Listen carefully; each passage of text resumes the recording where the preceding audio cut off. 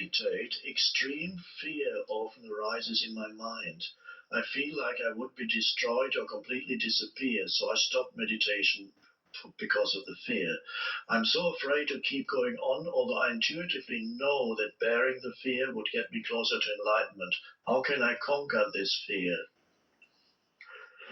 This is, yes, of course, the fear of the person, the personalized sense of self or the ego, which can feel threatened by the arising awareness.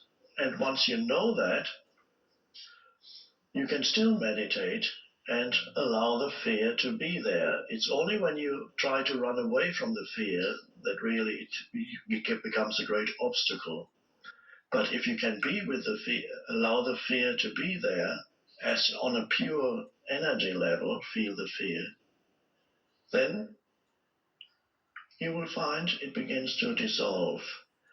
So rather than not wanting to feel it, allow yourself to feel it. Then this is the beginning of change. If you always run away from it, then it'll linger. There's no change.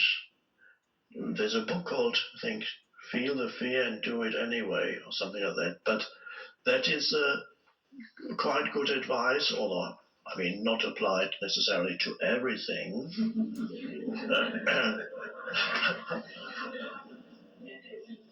I'm going to jump off now.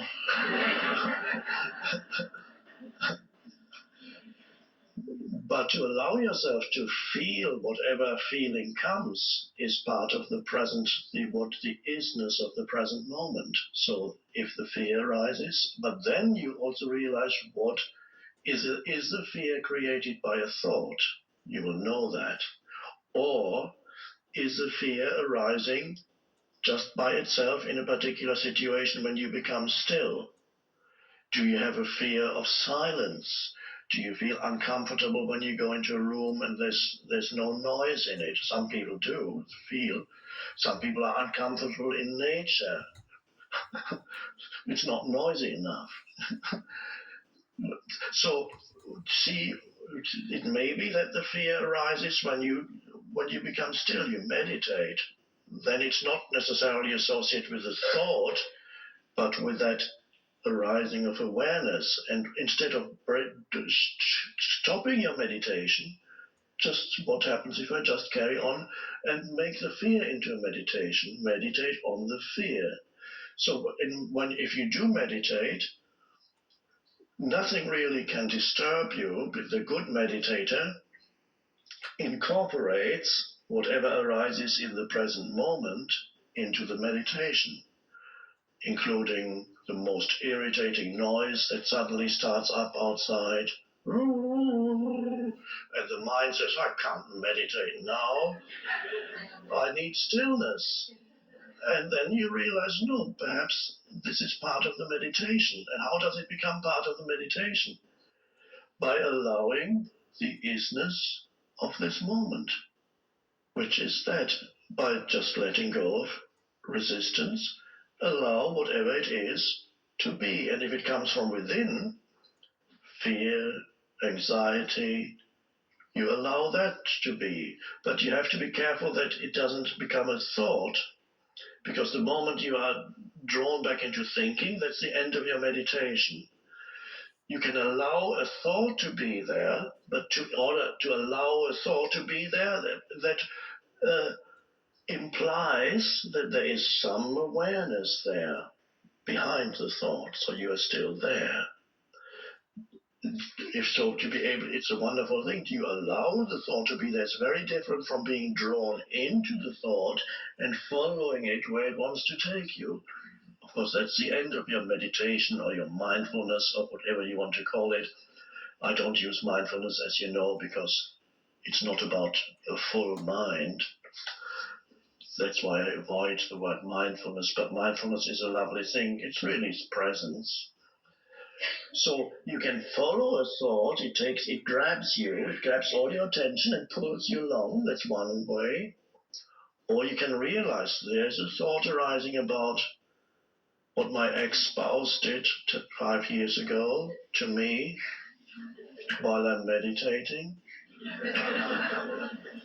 And you can allow the thought to arise and still be aware. And if you do that instead of being pulled into it, then you will find that it arises and it subsides. So then it becomes very much like the sky. Let's say you have a blue sky and clouds occasionally come. So the clouds are the thoughts that arise in the mind. The blue sky, the vastness of that space, is your awareness.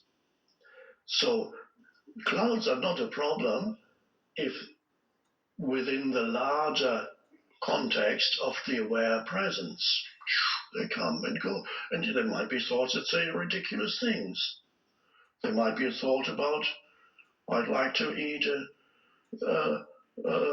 apple pie now. I really need to eat apple pie. They might ask you most absurd things to interrupt your meditation. Then you imagine an apple pie you're eating.